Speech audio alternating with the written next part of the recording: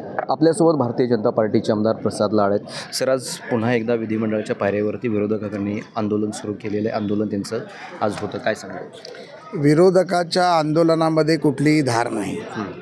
विरोधाला विरोध करायचा म्हणून विरोधक आंदोलन करतायत। ज्या पद्धतीमध्ये या राज्यातल्या जनतेने, तमाम शेतकऱ्यांनी, कष्टकऱ्यांनी, महिलांनी, आमच्या भगिनींनी एकतर्फी मॅन्डेट आम्हाला दिला सरकार बनवण्याचा, त्याच्यावरनं त्यांच्या पायाखालची वाळूच सरकलेली। त्यामुळे आता जनतेसमोर काहीतरी आम्ही करतो हे दाखवायसाठीचा हा प्रामाणिक त्यांचा प्रयत्न आहे।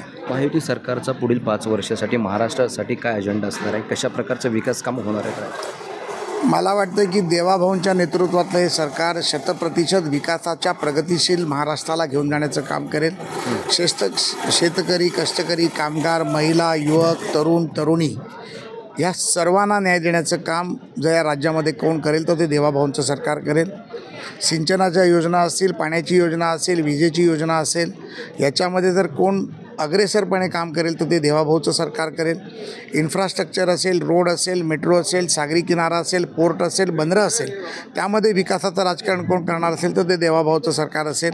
या महाराष्ट्राला विकासशील राज्य बनवण्याचं, देशात 1 नंबरचं राज्य बनवण्याचं काम जर कोण करेल तर ते आमच्या देवाभाऊचं सरकार असेल। उद्धव ठाकरे आले आणि जसं 2.5 वर्ष मंत्रिपद जी सांगितलं गेलं 2.5 वर्षामध्ये मिळणार आहे, तसंच उद्धव ठाकरे काल म्हणाले की मुख्यमंत्रीपद देखील हे आता फिरतं चषक आहे महायुती सरकार। उद्धव ठाकरेला विचारतो कोण आणि त्याच्या बोलण्याने काय फरक पडतो? 20 आमदार घेऊन बसलेले उद्धव ठाकरे म्हणत होते की देवाभाऊंना संपवून टाकीन। महाराष्ट्राने त्यांना त्यांची जागा दाखवली, स्वतःचा विरोधी पक्षनेता करू शकत नाही। काल देवाभाऊच्या जाऊन पाया पडत होते, माझ्या मुलाला विरोधी पक्षनेता करा। त्यांचं काय तुम्ही प्रश्नाचं घेऊन बसला?